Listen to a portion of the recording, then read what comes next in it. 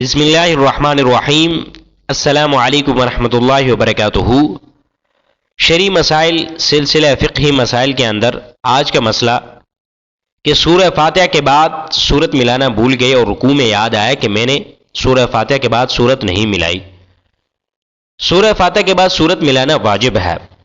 اگر کسی شخص نے بھولے سے سورت نہ ملائی اور رکوع یا قوما میں یاد آیا تو واجب ہے کہ واپس لوٹے اور سورت ملائے اور رکوع بھی دوبارہ کرے اور آخر میں سجدہ سہو کرے۔ اس طرح اس کی نماز مکمل ہو جائے گی۔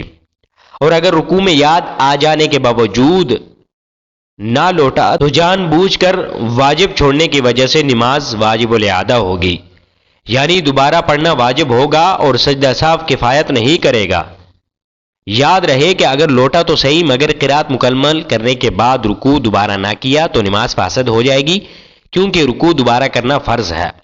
فتاوی شامی میں ہے کہ وَلَوْ تَذَكَّرَهَا أَيِّ سُورَةَ قَوْلُهُ قَرَأَهَا أَيْ بَعْدَ عَوْدِهِ إِلَى الْقِيَامِ، یعنی اگر سورت اسے رکوع میں یاد آ گئی تو اسے پڑھے گا، یعنی قیام میں لوٹنے کے بعد، اور رکوع دوبارہ کرے گا، یہاں تک کہ اگر اس نے رکوع دوبارہ نہ کیا تو اس کی نماز فاسد ہو جائے گی۔